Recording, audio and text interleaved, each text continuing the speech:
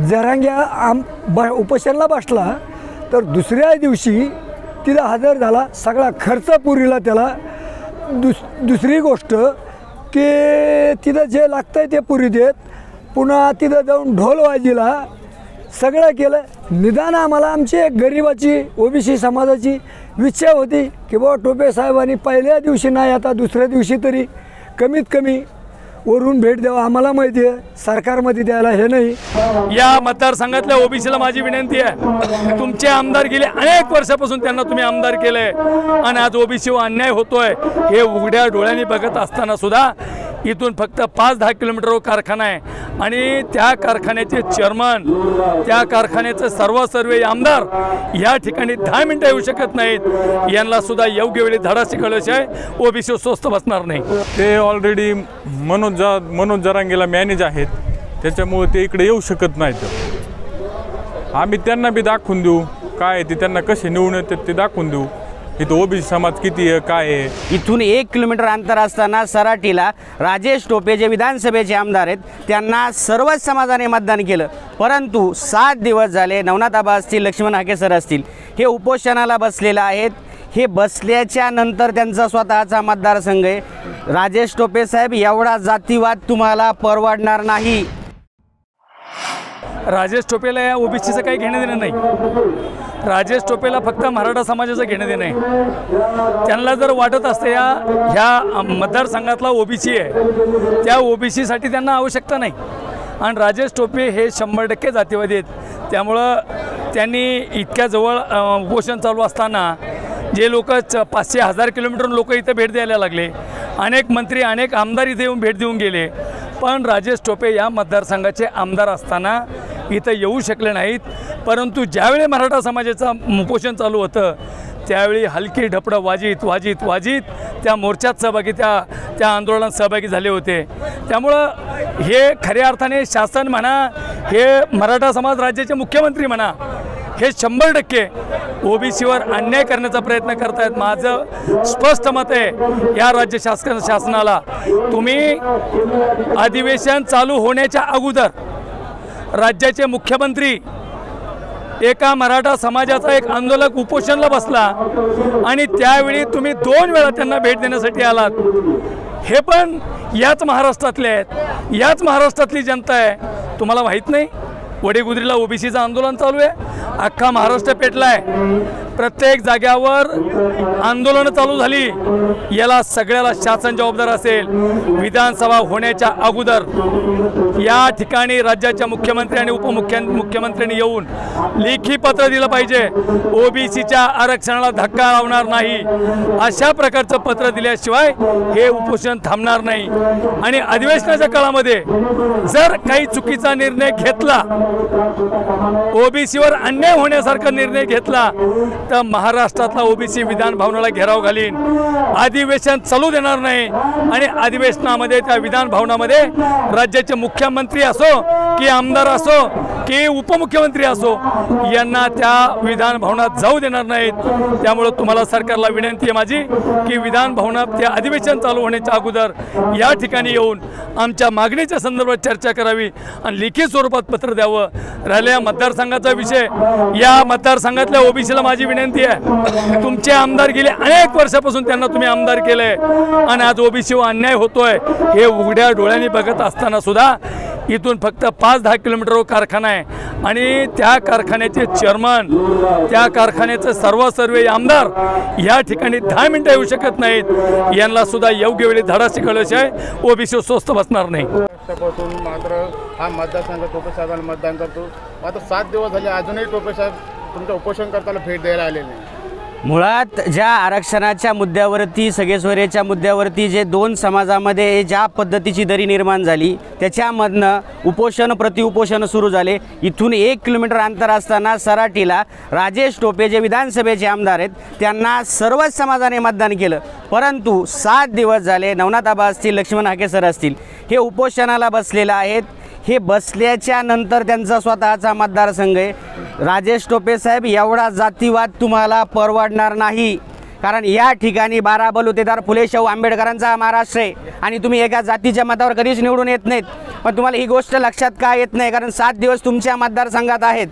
मग एवढं असताना जर तुम्हाला हे लक्षात येत नाही तर यापुढे महाराष्ट्रातला नव्हे तर या मतदारसंघातला 12 बलुतेदार ओबीसी असेल, दलित असेल, मुस्लिम असेल, तुम्हाला तुमच्या जातीयवादाची जे फळ आहे तो निश्चित दिल्याशिवाय राहणार नाही।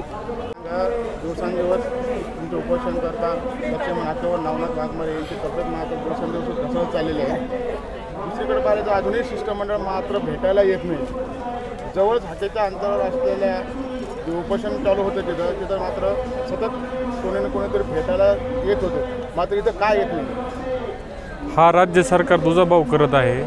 मराठा समाजाला एक आणि ओबीसी समाजाला एक असं दुजाभाव करत आहे। तर आम्ही दाखवून देऊ ओबीसी समाज काय आहे ते राज्य सरकारला। 4 महिन्यावरच निवडणूक आहेत आणि लक्ष्मण हाके सरांची तब्येत खालावली आहे, तरी त्यांनी जर शिष्टमंडळ नाही आलं तर आम्ही काय उद्रेक होईल हे महाराष्ट्राला दाखवून देऊ। ओबीसी समाज काय आहे ते त्यांना समजून जाईल।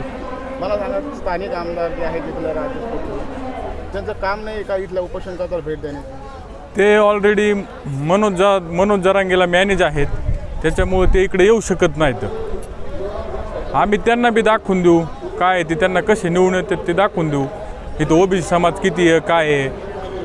मागील 7 दिवसापासून लक्ष्मण हाके हे उपोषणाला बसलेले आहेत, मात्र तुमचे स्थानिक आमदार राजेश टोपे मात्र अजूनही त्यांची भेट घ्यायला आलेली नाही। विषय असा आहे की आमचे नवनाथ आबा आणि हाकेसाहेब हे नवनाथ आबा तर मतदारसंघातले आहेत, स्थानिक मतदारसंघातले आहेत आमच्या। हां, आणि हाकेसाहेब हे आज 7 दिवस झाले तर दोन्ही व्यक्ती ओबीसी समाजाकरता लढा देतात। स्थानिक आमदाराचा आतापर्यंत तर कुठला फोन नाही, कुठलं काही कोणाला भेट नाही। आणि मग असं आम्हाला कळायला लागलं की 20-25 वर्षे आम्ही एवढं सहकार केलं की ओबीसीनी इतका सहकार केलं टोपे साहेबाला तर कधीही 25 वर्षात त्याला ती समाजाची भासून नाही दिली। मग तरी पण आज समाजाची बाजू घेऊन टोपे साहेब जरांग्या उपोषणाला बसला तर दुसऱ्या दिवशी तिला हजर झाला, सगळा खर्च पुरीला त्याला। दुसरी गोष्ट की तिथं जे लागतं आहे ते पुरी देत, पुन्हा तिथं जाऊन ढोल वाजीला सगळं केलं। निदान आम्हाला आमची एक गरिबाची ओबीसी समाजाची इच्छा होती की बाबा टोपे साहेबांनी पहिल्या दिवशी नाही आता दुसऱ्या दिवशी तरी कमीत कमी वरून भेट द्यावा। आम्हाला माहिती आहे सरकारमध्ये द्यायला हे नाही, पण कमीत कमी स्थानिक आमदार आहे, 25 वर्षापासून आम्ही ओबीसी समाज त्याला मतदान करतो। आणि एवढं करून मागल्या पंचवार्षिकला ज्या गेलेल्या ते इथून तिथून ढासळत आलते। इथं आमच्या आलेल्या 2 सर्कलमध्ये शहागड सर्कल, पिंपळगाव सर्कल, ह्या सर्कलनी त्यांना ती गेलेली लीड ह्या दोन्ही सर्कलनी दिली आणि ओबीसी बांधवांनी दिली। आमचे उचलते लोक आलेले असू द्या, कुठले असू द्या, पण जवळजवळ ओबीसी समाजाने 3,500ची लीड ह्या दोन्ही सर्कलमध्ये दिली। तेव्हा टोपे साहेब ते निवडून आले। मग चुकलं काय हे ओबीसी समाजाला सांगण्याकरता तरी यवत माझे एक स्थानिक आमदाराला हवा नाही माझं।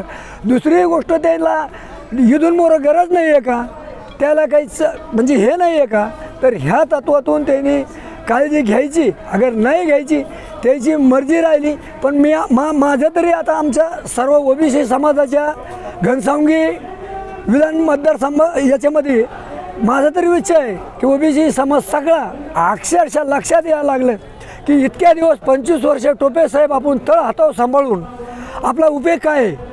आज आमचे दोन्ही विद्ये हे व्हायला लागले पार लगे, म्हणजे पाणी सोडलं 4 दिवसापासून त्यांनी, कुठलं काही हे नाही आहे, एकूळ झालेत।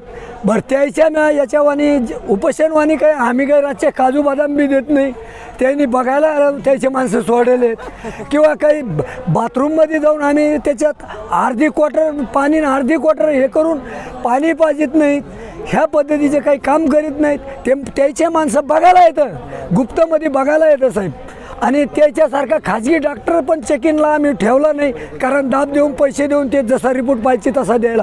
सरकारी डॉक्टर आमचे दोन्ही हाके साहेबाला आणि वाघमारे साहेबाला सरकारी डॉक्टर आहेत, वेळामध्ये 3-4 वेळेस ते ट्रीटमेंट त्याच्या पद्धतीने घेते, कुठलं त्याला काही आम्ही भासून देत नाहीत। मग याच्यामध्ये चुकतंय काय एवढं सांगण्याकरता तरी आव्हान करावं राजेश टोपेंनी. माझी हीच इच्छा आहे, निदान आम्हाला तरी मोरलं कळण काय उलगाडायचं आहे का, आपल्याला टोपे साहेबाची गरज आहे का, आपल्याला नेमकं कोणत्या येणाऱ्या दुसऱ्या उमेदवाराची गरज आहे का, त्याच्यातून आम्हाला आमचं ठरायचं आहे. आणि जर याच्या उपर जर टोपे साहेबाला नाहीच कळालं तर 100% मी एक धोत्र्या, एक म्हणजे अडाणी माणूस, अंगठे बाजार माणूस, 101% फॉर्म टाकल्याशिवाय ह्या घनसावंगीत विधानसभाला राहणार नाही एवढी गाई देऊन सांगतो मी माझ्या ओबीसी समाजाच्या वतीने. मागे 7 दिवसापासून तुमचं उपोषण करताय, मात्र पाहिजे तसे जे राज्यकर्ता आहेत ते कुठेतरी जरांगे पाटलाचं समजा ते काही आंदोलन चालवत होतं त्याच्या दहशतीने म्हणा किंवा घाबरून म्हणा हे लोक तुम्हाला भेट द्यायला येत नाही का?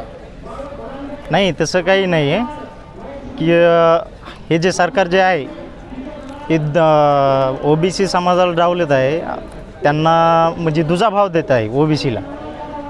कारण की हाकेस झालं, वाघमारे आबा झालं, हे जवळपास 7 दिवस झालं उपोषण करतात आणि त्यांची ते दखल घेत नाहीत. आणि इथं जरांगे पाटील फक्त 2 दिवस जरी बसलं तरी ते लगेच तिथं हजर राहतात. पूर्ण महाराष्ट्राला त्यांचं शिष्टमंडळ तिथं हजर राहतं. का बाबा, का तुम्ही असं दुजाभाव करता? तुम्ही शासन आणि ही मायबापाची भूमिका घेऊन ही दोन्ही गटाला, मराठा समाज असेल किंवा ओबीसी समाज असेल, दोन्हीलाही समान वागणूक द्यावी.